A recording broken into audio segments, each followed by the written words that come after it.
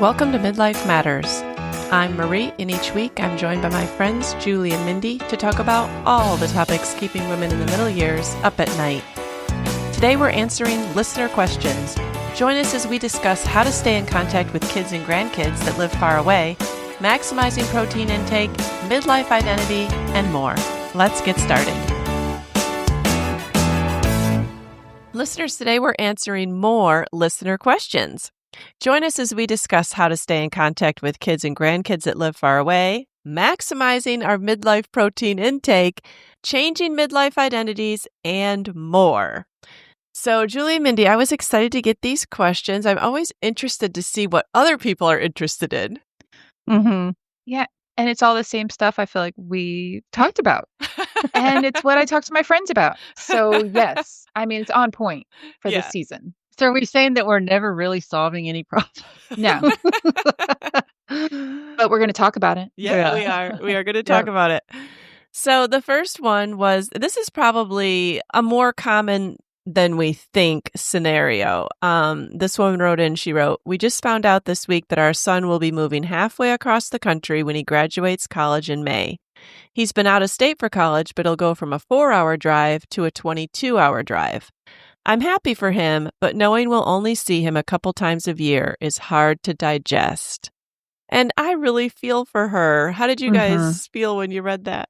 Oh, yeah. I really felt that listener's sadness and pain because it sounds like her son is probably not married. He sounded single. But I know that when my daughter and son-in-law moved back to where his family lives, they didn't have children either. And I, of course, was going to miss them, but I also started to grieve the loss of like what I was longing for. Like, I believe you can lose something that you haven't had yet because it was a dream that you longed for. Like, long distance grief is real because it's about losing something that you envisioned for the future, longing for a connection. So I totally understand her concerns. It's not just about right now, it's all that the future could hold. Oh, I know. You look at the future all together. And I know I haven't really experienced this with any of my children yet, but I was the kid that moved away. And so I remember how I felt as the kid. And when my husband and I moved away from our families, we grieved on that end, the future, and thinking about, gosh, I want to move and this is a great job and a great opportunity or whatever, so we're chasing that dream, but you have to let something go that's also important. And so my heart went out to her. I'm sure her son has some feelings too about it, even though he's out there, chasing his dream. So, yeah. And I was just thinking about like in the immediate shorter type term, I know that even when my kids have moved out, they still require some help from mom and dad. So if he's moving 22 hours away, now he's going to be kind of moving himself. Usually they don't just move into one place and then plant themselves. So, they're going to have to figure out moving in and out of apartments by themselves, learning an area by themselves. They won't, if they get a little homesick, you can't just meet them for dinner. There's just like some things that you gain from being near to family support-wise. Even if it's a 4-hour drive, that's at least doable. 22, I mean, you're really not going to be able to be much help. And I think at that age, sometimes they do need more help than maybe they might even envision. Or you just might anticipate that you'll feel sad that you couldn't be there to help them with certain things. Yeah. And you lose the spontaneity, like a 4-hour drive, you can meet halfway, you can meet for dinner, you can go for the day. And it doesn't involve a lot of planning and time off and vacation schedules and money, it's just easier to get to them. Right. Yeah. So she's basically asking us, I think she's asking us, how will we stay in contact? How will this go? Maybe like, have you ever experienced this? And so I just thought that we could talk about this in relationship to young adults, even if your child is older and they've lived close and now they move away, grandchildren, like just when you live far away from your kids and grandchildren, what are some ways that you can stay in contact and maybe make that distance feel a little bit shorter? Julie, I feel like you deal with this and have been dealing with this for more than 5 years, and I know it's been a Yeah. difficult thing in your life, but I feel like of the 3 of us, you are kind of the expert on how does this look, and I'm sure it's changed over the years too, like, Mhm. because like you said, your kids didn't have kids when they moved, and then they did have kids, and, like, all that changes. Yeah. I'm the expert on all the feelings, but I'm not the expert on how to make Mm, it better. mhm, I feel like I was accepting it and getting a lot better at it, and then losing John just took me back mm, down to mhm. there's Mhm. just no reserves to, like, grieve all of that Yeah. because it was Right. a grief on a grief, and, so it's just been really, really hard. I don't know, like I said, it's more it's just not something I ever dealt with, like, I always wanted to live by my family, and, Mhm, I had a small family, and we still have a small family, so it's just been hard, but I try, before grandkids, I tried to visit, and they visited a lot, and we're not big phone people, so that's kinda hard.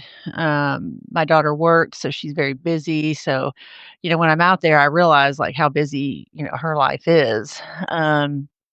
So we don't do a lot of phone calls, try to keep a family group chat going so that it's because it's not just me, like, I kinda mourn that her siblings don't get to see her and her children too. mhm, So I'm always just trying to think of ways that bring the whole family together, like, planning a vacation where we can be together. We tried a mother-daughter trip, one and only, mm, because, that was before kids, so it got mhm, harder, and then COVID and John's diagnosis. So we've had a lot working against us. mhm, Mhm. But, well, as far as grandkids go, I started letter writing, and at that time, my grandson was 4 or 5.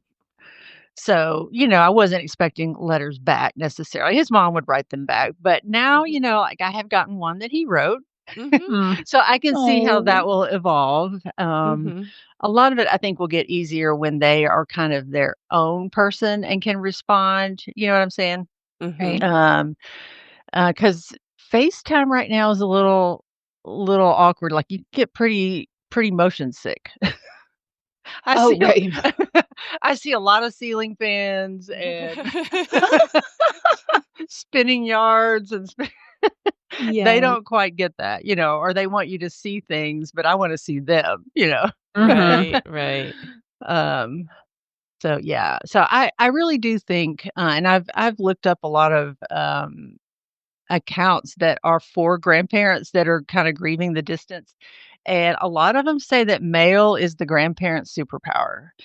Because very few people, if any, in their life are gonna send them mail, but Mhm, a grandparent. So and just having something that's consistent from you, like, that they learn, like, "This is what grandma does." mhm. Right. Consistent.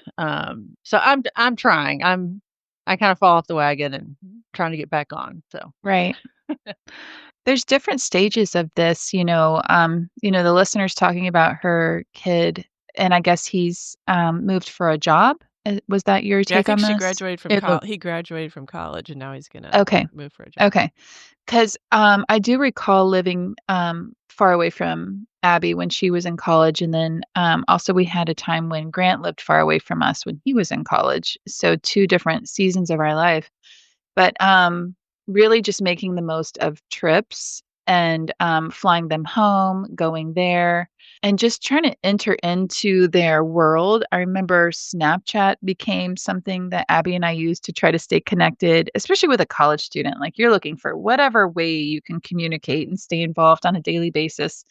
But our trips became one of our favorite memories now. Like, those trips back then when she was in college, it was so hard to move away from her because we actually left her, which is not normal.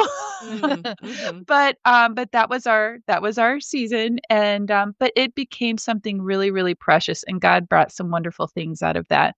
So trips just, we saved for plane tickets, and we flew, and we drove and we did all the things. When looking at the relationship of grandparent to grandchild through the years with my parents, I appreciate some of the things that they did to stay connected to my children. When the grandchildren got old enough, they started doing grandparent camp, and 4 was a lot to have at one time. Mhm. Shocker. Yeah. So they would do 2 at a time. So, Mhm. like, they would have 2 kids, and then they would have 2 kids. And, Julie, kinda like you, they would find things that they had in common with my children, both my mom and dad, and then they would enter into those interests and build on those interests. So my mom is a big crafter. I'm terrible at crafts. Well, Abby loves crafting with my mom. And that Mhm. was something that became theirs. It wasn't mine, it was Mhm. theirs. And it was really special.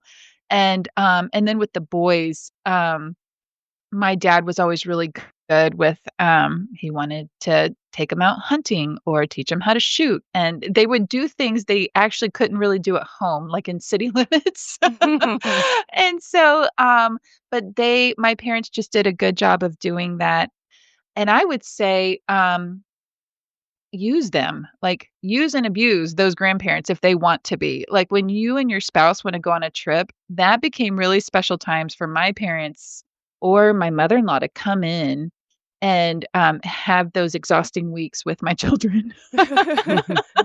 Yeah. And it really was special, they're there day in and day out, and they didn't get to be in each other's lives on a daily basis, Mhm. but they would have these intensive times together that my kids know their grandparents, and they know my mother-in-law, and, you know, holidays became really important, and those grandparent trips became really important. So Mhm. when they're little, it's harder, but as the grandkids get Mhm. older, like you said, Julie, and they're able to respond on their own and do things on their own, and not everything has to go through mom and dad, then you really can enter into those interests and make those things special. Mhm. Mhm. Yeah. Yeah, I had a grandmother that I was very close with, and she lived in California and I lived in New York State, and we were still really close. My mom and her, they were big phone people. Like every Saturday morning, my mom was on the phone for at least an hour with my grandmother, and that was like a fixture in my childhood memory every week. And that was back when there were corded phones and she sat in the dining room, and that is what my mother was doing, and then we might each get a turn on the phone, or maybe not every week, but then my mother would relay all the news from California every week, and, like, that was just, like you said, Julie, like, something that the grandparents do consistently. That Saturday morning phone call was a consistent thing, and then she would come for 2 to 3 weeks a year in the summer. And we just all, the 4 of us, we looked so forward to them coming, and, I mean, they would do all the fun things with us, but also just the most thing I loved doing was just cuddling with her. Like, she would come into Buffalo about an hour and a half away to the airport, and I remember sitting in the back seat and just, like, massaging her hands and rubbing her arms and just wanting to cuddle with her because she was such a cuddly grandmother. And I just really, really always felt close with her. When I went to college, she wrote me every week, and I would write her back every week. So talk about the mail thing. Mhm. Wow. She called just about every week when I got married. And then we would call each other. Like, we just did have regular contact. And so I think the regular contact is a big part of it, just knowing what's going on in someone's life. Like, Mhm. I think it's so valuable, Bindi, that your mother-in-law, I've heard on many occasions you guys wanted to go away, and she would come in and she'd have to do the school runs and, all the daily things. And that is seeing life from a completely different perspective. If they went to her, that would be special too, but you don't get to know the kids the same way as if you entered into their world for a week. And also, she has a new appreciation for you and Bryce and all that you're having to juggle every week. I mean, didn't you feel like she almost understood you better when you got home? I mean, she was so happy when we left and she got that special time with our kids. And then she was so happy when we came home. I Well, mean, for just my sure. parents and she was exhausted. She was like, "I don't know how you do it. Well, yeah, I don't know when how they you do say, "I don't know how you do it," that doesn't mean, like, that just means like they're in awe. Like they have a new respect for what you're doing. They'd rest up and get ready for the next time. Yes. And that is the privilege of being a grandparent. You can be all in, but you get to go home. Go home and rest up. Yeah. Yeah. Stretch back out. Yeah. Yeah. But I definitely think that it is doable. It's never going to be the way that you might have dreamed of, though, or on either side. You know what I'm saying? Like, I Mhm. don't know that you can make it that way, but there are ways to make things feel closer. Yeah, it is hard. But this lady's kind of far from probably the point of grandchildren. And I'm just trying to think, if I Right. have a 23-year-old, if my 23-year-old moved 22 hours away, I would feel bad that he was lonely. Because I would Yeah. feel that he would be lonely. Like, it takes a while to get established in a new community. Everything around you is different. My daughter has a friend who was a year ahead of her in school, and she just moved to New Mexico, which is many, many, many states away from her home state. I feel like she might be from Indiana. But anyways, that's pretty far. And she just moved there, and I asked Lauren, how's she doing? And she's like, well, it's lonely. I mean, you get to know people slowly.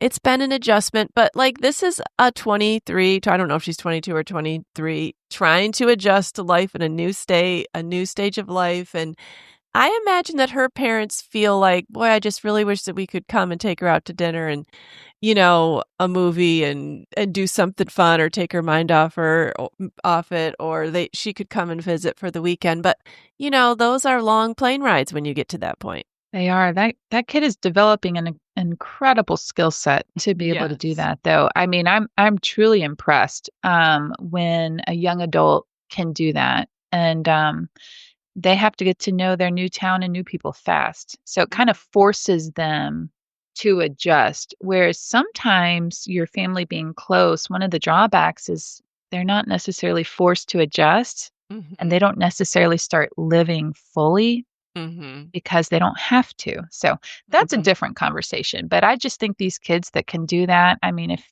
it's hard and it's grief, but also you're just so proud of them. And you just love seeing the new life they're building. You get to experience a whole different part of the country or Yeah. world. I have a son and daughter-in-law that moved, I don't know if it's 12 or 14 hours. We've never tried driving it. We've flown, a year ago. And I've been amazed at the things that my son has learned to do this year that he would not have learned to do probably if his father or father-in-law lived close by. Many plumbing things, including plumbing emergencies, which I would have thought he would call a plumber, but no, he has looked up on YouTube. They've turned off water for the night until he could figure it out. Like, there have been things that have happened. He's had to go through thinking about, do I replace a roof or not? Or like, are there, getting estimates of other things you could do? Like, you have to learn a lot about things that if your parents lived close by, replacing lights, Mhm. fixtures, and doing electrical, and like all these things that they've had to learn to do that they may not have learned to do on their own if they could have Mhm. called their father or father-in-law. So, being by yourself, or they've had to like really develop relationships where, oh, well, my one friend's good at drywalling, so he's going to help us with this, and I have another friend that can do this. Like, they may not, if their family had been close by, had to really delve into their community that way. Right. Mhm. Yeah. So there are a lot of different things that your son will probably learn out of necessity. He'll probably come home really mature. Right. Yeah, yeah. One step at a time. I know, but it is hard. I remember when my son and daughter-in-law moved up there, and, we went to visit them, and I thought, wow, like, I'm so proud of them. Like, I love visiting Mhm. them, but I'll never know their friends. Like, Mhm. I'll never, know what restaurant they're talking about necessarily. You know what I'm saying? Like, I won't know where Lowe's is. Like, I don't really know when they're describing what they're doing exactly what their life is like. Mhm. It's a weird feeling because when your kids live close by, you kind of have the location in common. You may have run into their friends at certain things. I don't know, you just feel a more part of it. But if someone's far away, you have to rely on, well, everything that you can fit in a visit and then kind of Mhm. imagine from there, I guess.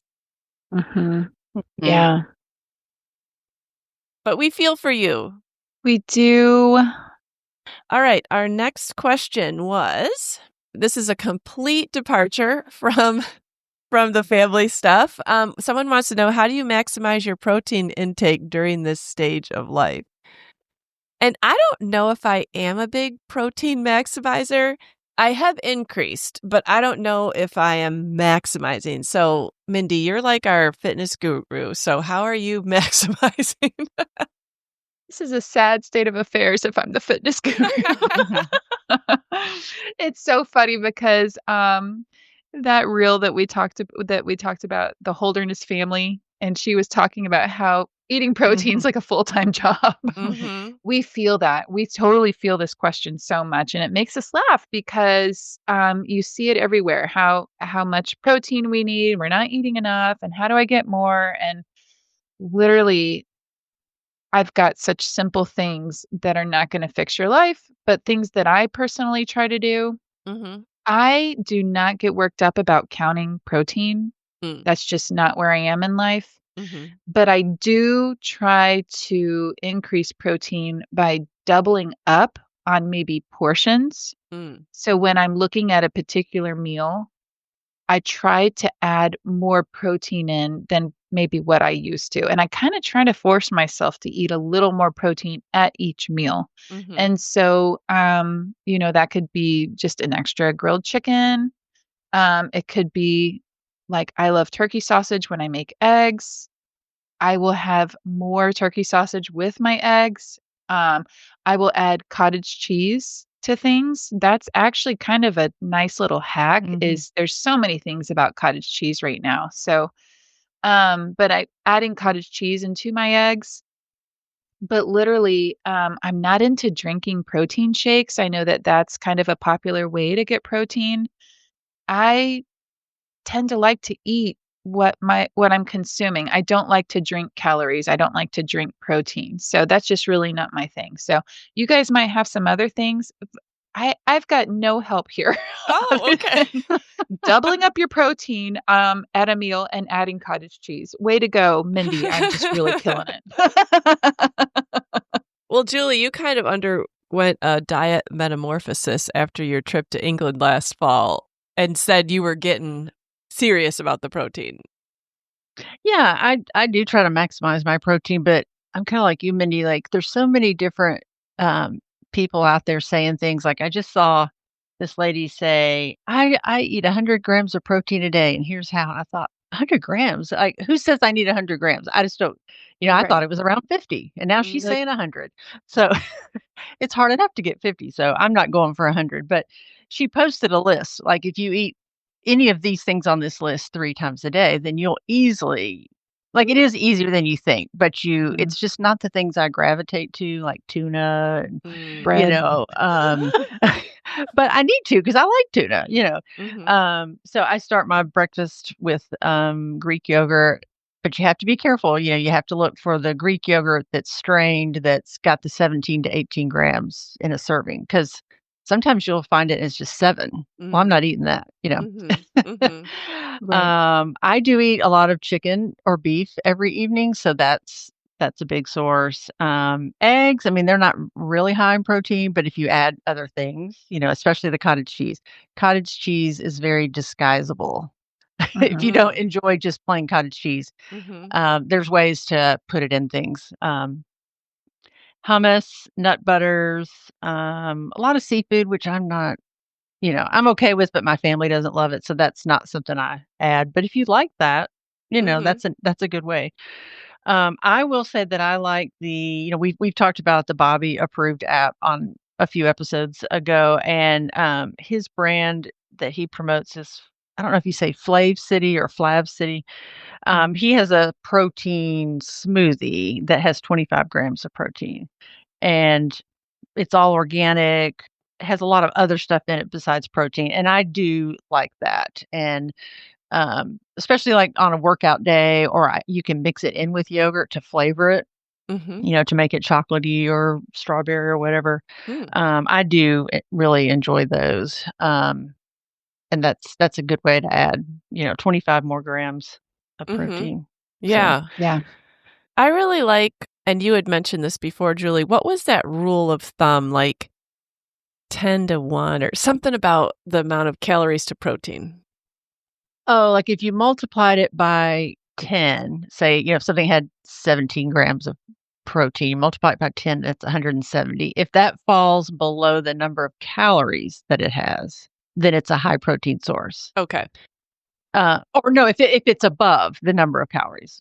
17 times 2 is 170, but if the, yogurt has 300 calories, then that's not a high protein source. It's got Right. something, like it might be more of a fat source or Okay. yeah. Right. But if the protein times 10 was 170 and the yogurt was only 130 calories, well, now that's a good sign. That's a protein Yeah. dense Yeah. food, yeah. Okay. Yeah. So I love a principle. Like I just love a principle.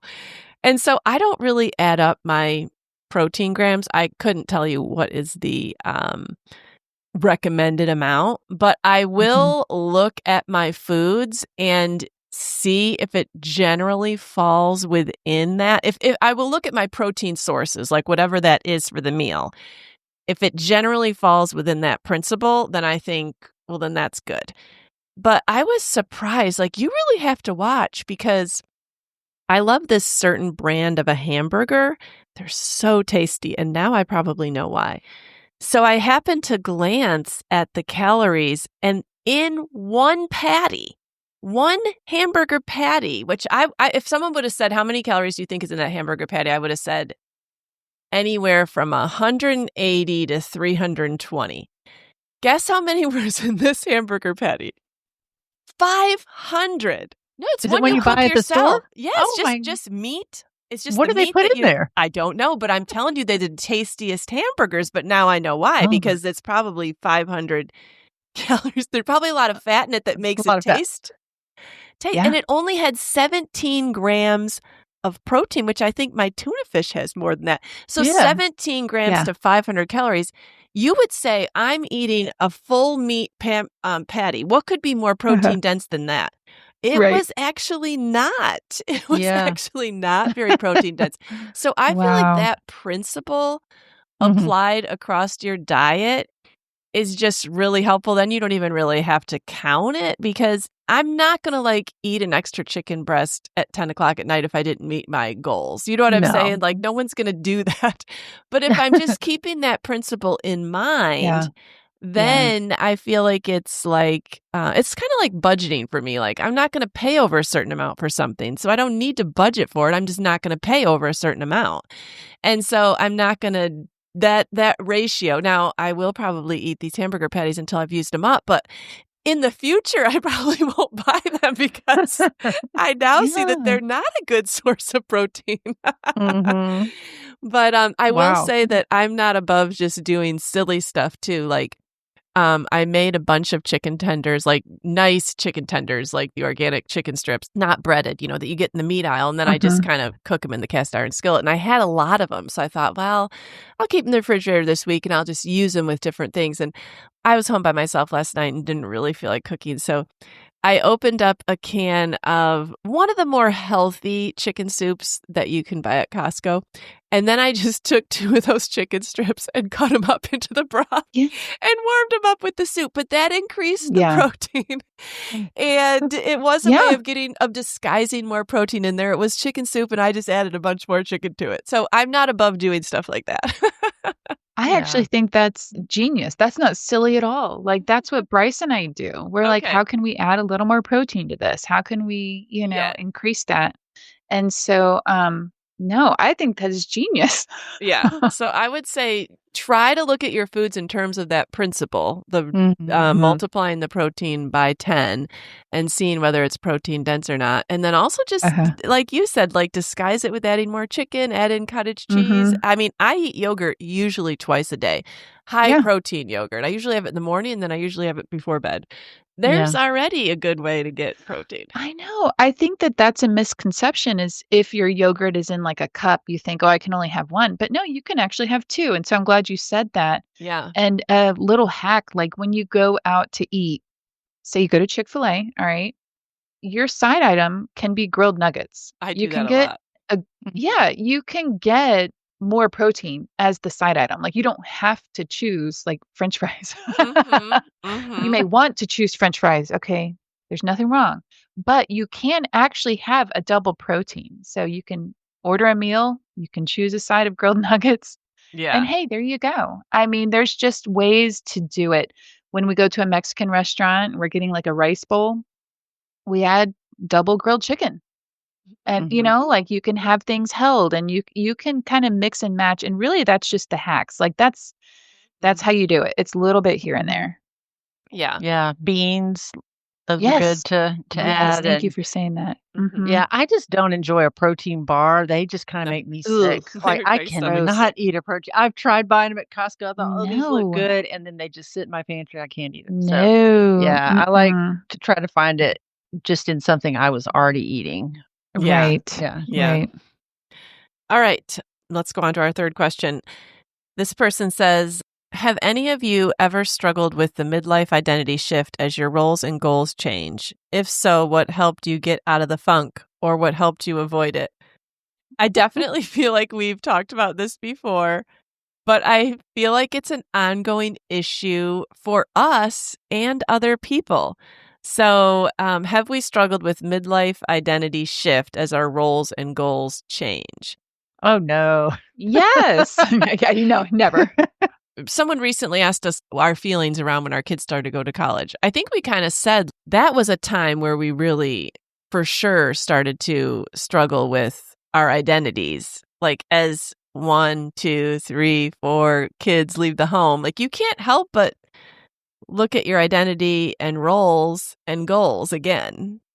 Yeah, and it's easy to know in your head that your identity is not tied to your role and your job and all that, you know. You Hmm. can say that and say that and say that, but those feelings are still hard to manage. Hmm.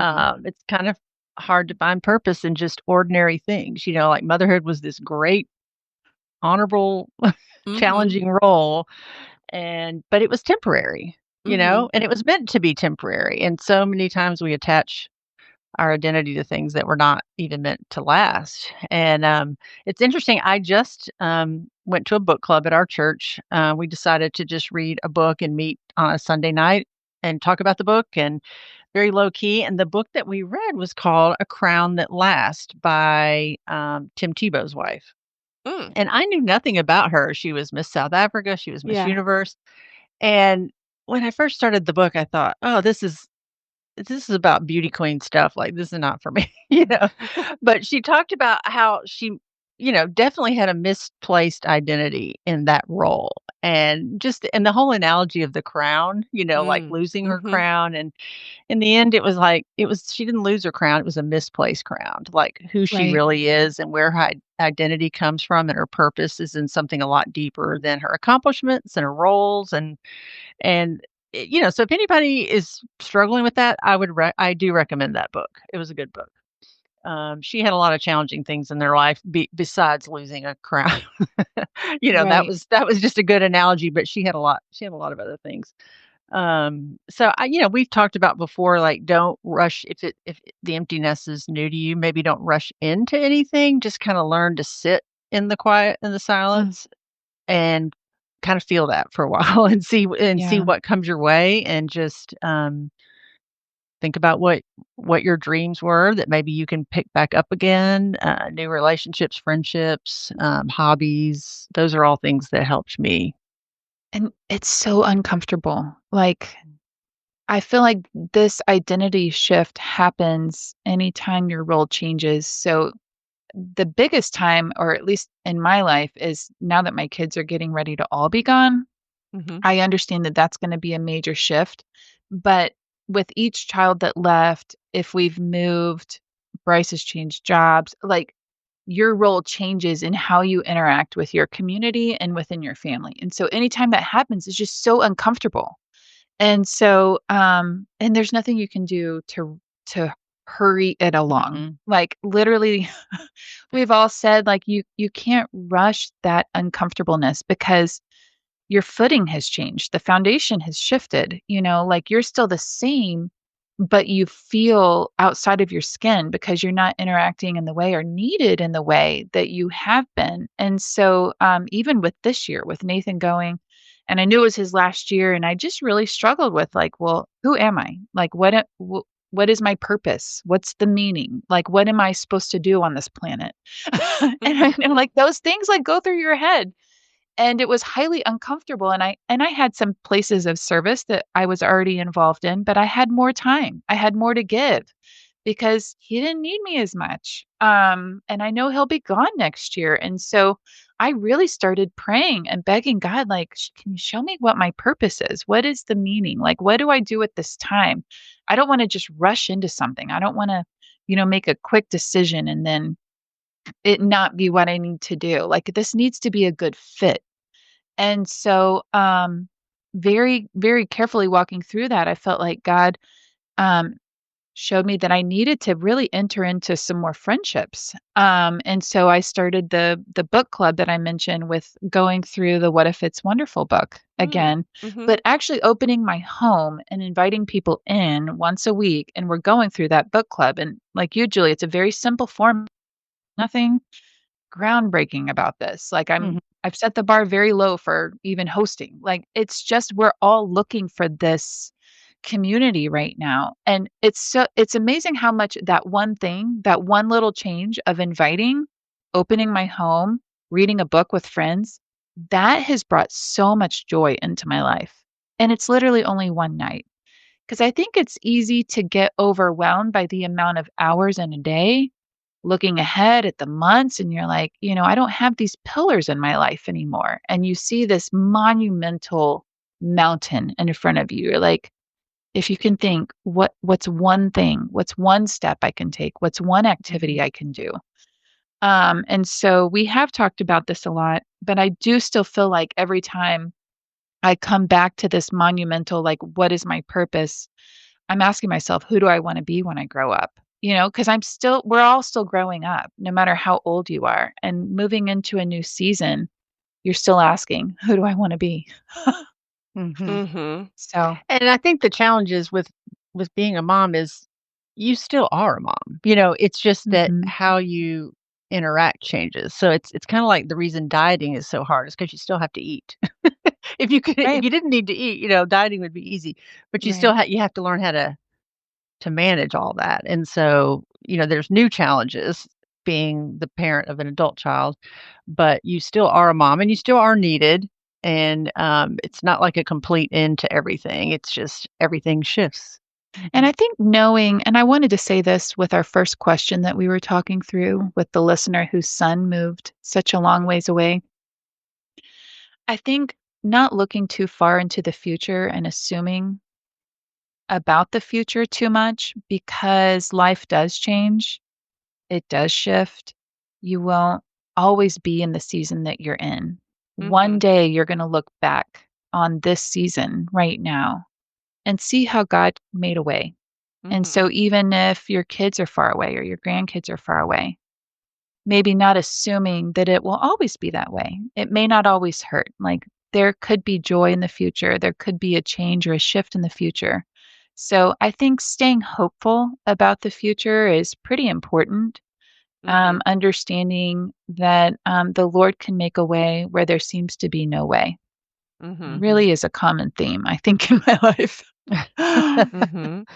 All right, our last question is an interesting one and one that I had not really thought about before. Someone wants to know, what is the best time to visit and tour the South?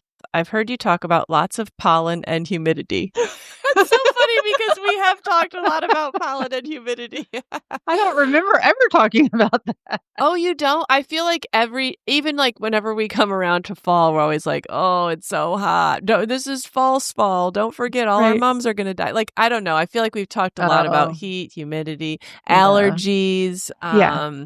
I think I've mentioned before, like you could basically go outside and just immediately be sweating. The humidity is so Hmm. high. Yeah. I guess that's just the water I swim in or the air I breathe. So that's like totally totally off my radar now. It's just part of, Okay. Yeah, yeah. So I was trying to think about, like, what would you recommend? And I wonder if we might all have different times that you would recommend visiting. I would say Okay. fall or spring. I mean, summer's my favorite season, but yet fall and spring, you just you might still have some humidity, you might have allergens, but at least the extreme heat is gone. Yeah. Mhm. And I don't know what she means by south, but if you're coming to Tennessee, Yeah. Tennessee is gorgeous in the fall. There's beautiful small towns, there's gorgeous state parks, there's great hiking, great restaurants to enjoy sitting outside, like you just can't always do that in the summer. It's just not quite as pleasant. So, yeah, I would Mhm. say the shoulder seasons, the spring and fall for me. Well, you brought up the point that I was gonna make is to some people, Tennessee is the South. To some people, Florida Mhm. is the South, Right, right. and then Big Florida's difference. still there's a huge difference even between North Florida and Miami, Florida. Mhm. So, Yeah. if you're talking Tennessee, I would say, like, October is Mhm. it's a huge tourist destination too, literally. If you're going to Gatlinburg or Nashville, like, October, it's busy. Mhm. If you're coming to Georgia or you're going to Florida, I would say, honestly, October's beautiful. We're still a little warmer. The humidity is down right now. November is an incredible month, actually, down Mhm. south, south as in South Georgia, Florida. Mhm. Um, and honestly, the spring in Georgia is probably one of the hardest. Let's talk about pollen for a second. Pollen can really, really hit hard, and it's like a fog. It can be very, very thick here between, I would say, mid-April and mid-May. If you're avoiding pollen, don't Mhm. come mid-April to Yeah. mid-May. But actually, June is a beautiful month because you're not quite into the heavy humidity. It's hot enough that you can pretty much do whatever you wanna do, but the pollen is done and the heat hasn't set in of, like, July and August. So Mhm. Yeah. Yeah. Yeah, I'm thinking about when we lived in New York State, and we had 2 kids, and then my family lived down here, and we came down in April a couple times, and I can remember my husband having to go to the doctor while he was down here because he got such a bad ear infection, and I think it was from the pollen, like, it wasn't even done melting snow up there, and then we come down, and it was just like his ear just exploded. I mean, he literally could not sleep. It was an absolute agony, and we'd all get, like, bad, like, stuffy noses, like, if you're just not used to that. So I definitely there is something for sure about the pollen season. Y'all don't need to work for the Chamber of Commerce. no. But I can remember one of the most pleasant months visiting from a northern state was November Yeah. because to us, a little bit of chill in the air actually felt warm down here. Like you guys might have thought it was chilly, but it actually was just very Mhm. pleasant for us. And even in Right. October, it can still be warm. Like I was going to say, if you're going to come Mhm. in October, come at the end of October. Unless Yeah. you're looking for warm, like you said, somebody in the north may be looking for, "Oh, I Right. still get to be outside, enjoy the beautiful foliage Yeah. and it Mhm. not be so cold." So, Yeah, Right. I think it all kinda depends on where you're coming from, but none of us have Uh-huh. recommended July and August. Like, no. just take that off your radar. Yes. Yes. Well, I'll say Yeah. people here for spring break, if spring breaks during that pollen season, we go south. We go into Florida because Florida doesn't have the kind of pollen from, like, the pine trees and cedar Mhm, trees and things like that, and so, it just can really be thick. I know Tennessee too. mhm. But let me tell you, pollen around Atlanta, is something else. Yeah. Well, I know if you're gonna go to the beach, like and I'm saying the panhandle of Florida where we like to go, Mhm. spring can be a little iffy. Like, I've been on spring break and it's been so cold, like, the weather didn't seem a whole lot different than here. Like, if we were Right. having an unseasonably warm spring and that it Mhm. might be too cold to go to the beach. But Mhm. fall, late September, Mm, October is Yep. mhm. perfect beach time. The water is Right. I mean, even they say this is the most gorgeous time to be here, and there's hardly anybody there. I mean, I was Mhm. there 5 years ago in September, and I felt like I was the only one there sometimes. And I'm Mhm. sure fall break it picks up, but, Yeah, so it kinda depends on what you're talking about, but, like, in the South, the Smoky Mountain National Park, Asheville, North Carolina, the mountains, Mhm. Chattanooga. Yeah. I mean, there's just great state parks all through Tennessee, especially Middle Tennessee. Oh, Yeah. yeah. Those are gonna be pretty in the spring or the fall, so it's just depends Mhm. on what kind of foliage Yeah, you're looking for. yeah. Well, listeners, we loved you sending in these questions. We hope that rather than us like really answering any of them, I hope that you feel like we just joined in your struggles because a Yeah. lot of these we Yeah. struggle with ourselves. But Mhm. we appreciate you giving us these things to talk about. Come and find us on Instagram at Midlife Matters Podcast or email us at midlifematterspodcast@gmail.com. But before we go, we want to do I'm a fan. All right, Julie, what are you a fan of this week? All right, I'm a fan of a recipe, and Marie, I may interest you in this. Really? Two ingredients. What? Oh, two Stop. This is ingredients. my I'm a fan, Julie. Stop it right now. This is exactly what I'm gonna say. I bet it's gonna be the same thing. All right, go ahead. Okay. Now, if you count salt and pepper, that's I'm not counting that as the ingredients, Okay. but No, I don't count that. these are onion rings. Was Oh, that okay? yeah. I've already had them 3 times. Wow. Amazing. And, onions are very good for you, very good for you. Huh? So, you just take Parmesan cheese, which the first time all I had was the little green can of Parmesan Oh, cheese, yeah. but it really works better if you have grated Yeah. Parmesan Okay. cheese. So, this time I just bought a wedge and grated it onto a piece of parchment paper on a baking sheet. And then you just take your onions and slice them thinly and lay them all over that cheese. And then I just spritz a little bit of avocado oil. Mm. And then you can put any spices you want. So I use salt, pepper, smoked paprika, garlic, whatever you want. Mhm. Put them in the oven for 400 for about 25 minutes. And that cheese has melted into the onions, and you can just almost pick it up as a sheet. And I just kind of cut them up. They taste just like a fried onion ring, except you're not frying them. So Oh, they're yeah. basically much Healthy. healthier. Yeah. So we're eating whole onion. Mhm. And the other night, don't judge me, we had sloppy joes. That has Yeah. always Gotcha. been one of my family favorites. They used to request it for birthdays and stuff. Uh-huh. So my son doesn't just love onions by themselves, so he put them on his sloppy joe. Oh, that So would probably be good. Ooh. and I thought, "Oh, these would be great on burgers, Mhm. on the sloppy joe," so I did that too, and they're just really, really good. Like, I could go Oh. slice up an onion right You've now. never been eating so many onions in your life. No, I know. I don't like onions, but I might like them that way. I don't know. Oh, they're so sweet. Yeah, Are they're they? not 'cause Okay. I don't really enjoy a raw onion, they give me a Okay. headache. Yeah. Yeah. Yeah. Mhm. I'm allergic to those. Yeah. I just feel sick, Yeah. but Sometimes Yeah. I read like an historical book and someone goes out to their garden and they're so excited because the onions are ripe and they just Mhm. pick them and take a big bite. And I always think, Ooh. I just don't know. Maybe you have to live in that time period to feel like that was a treat. and there's Yeah. different kinda onions, like, is this like a Vidalia sweet I onion? like sweet onions, yeah. Yeah, Okay. okay. Okay. So there you go. Like, I wouldn't use a red onion at all. That Ooh, is No. okay. definitely an easy recipe, though, Julie. That's definitely an easy Oh, recipe. crowd pleaser, let me tell you. Okay. All right. I love Awesome. that you started us off with the 2-ingredient recipe because I am also sharing a 2-ingredient recipe Oh, okay. today, and Oh. I'm so thrilled about it. I have shared it in the past, probably about a year ago, because this time of year, I love making my 2-ingredient pumpkin muffins. Mm. And I've already made a batch. I enjoy heating one up a day. So all it is, it's a can of pumpkin puree and a spice cake mix.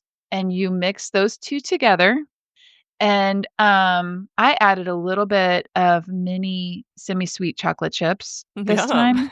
Oh, it's a dessert, like but it's a dense dessert, like, you're full and satisfied, and it's just enough sweet, smelling them baking, but Mhm. you bake these, on 325 for 20 minutes. Okay. So, you don't have to do the chocolate chips, but you could add dried cranberries, you could add Mhm, nuts, you could put a glaze on top of, powdered Mhm. sugar mixed with milk Mhm. and add a glaze if you want to. I mean, you could add a little cinnamon, or you could just do the 2 ingredients, and so, it is one of my favorite snacks through the fall. Again, everything about it, smelling it, eating it. Mhm. Yeah. No, that does sound Delicious. really good. Yeah. Yeah. I think pumpkin spice muffins are, like, very in season because I went to a restaurant, the other day, and one of the meals was a little late, and so they brought us out their gluten-free, dairy-free pumpkin muffin with, like, a glaze on it, and we all had some of it, and it was really good. Then I went to a coffee shop yesterday, and I said to Lydia, "Oh, do you wanna get one of these pumpkin glazed muffins?" Like, I don't know, I wouldn't never pick a pumpkin muffin in July, but there's something about the fall that makes me want a pumpkin muffin. Mhm. Mhm. It's Yeah. healthier than a chocolate chip cookie. That's what I tell myself. Right, right. Oh, well, you throw a little protein powder in there, Mindy, and Hey, you're golden. you're good to go. I'm sure you could probably add cottage cheese. I mean True, true. Okay, this week I'm a fan of a Lululemon pant. It is their Align Palazzo pant. So I went into Lululemon the other day and I like to see like have they gotten any new types of leggings in. So I think it was either last year or the year before I loved their dance pants. Like they just fit nicely.